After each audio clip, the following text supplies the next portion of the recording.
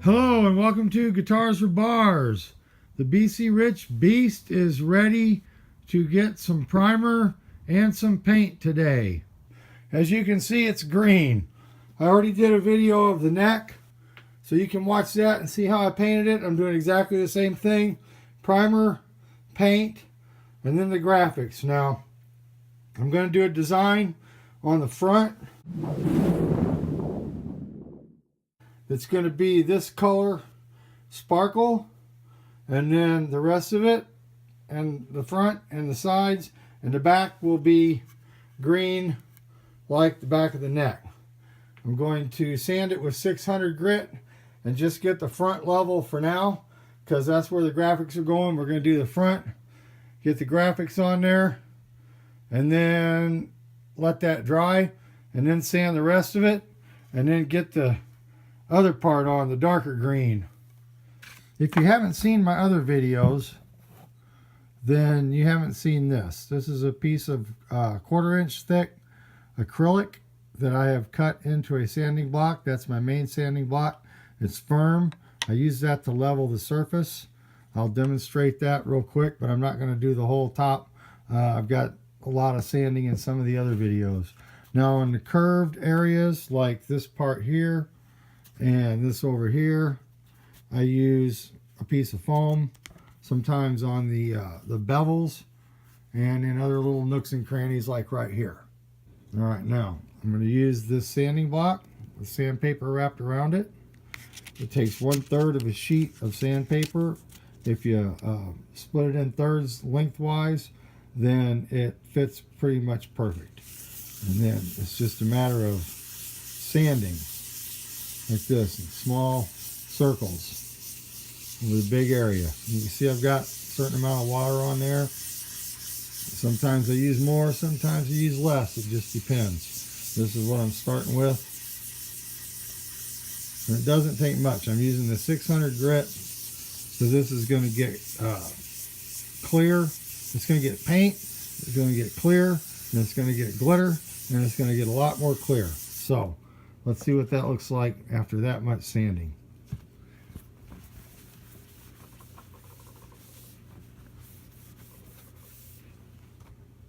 Okay, obviously it's still wet, but you can see the surface is more uniform. There's still some little pits. See the little pitting? That's what you call orange peel. I'm gonna get rid of all that with the sandpaper. All right, so I'm gonna do that, and then I'll show you what it looks like. You can see the difference now between the area that's not sanded and the area that's sanded. You can see the roughness in the reflection of the light, the spots that, the little depressions that I still got to sand out in this part of the finish, around there, around the edges, the edge there a little bit yet, and then you can see how flat that area is.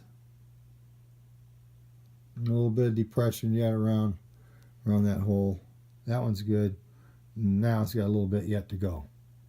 The front now is ready for the graphics. I'll give you a quick overview of the whole top surface. There is a little speck right here that I sanded through. There must have been a little piece of primer sticking up. I've got to work on that a little bit yet.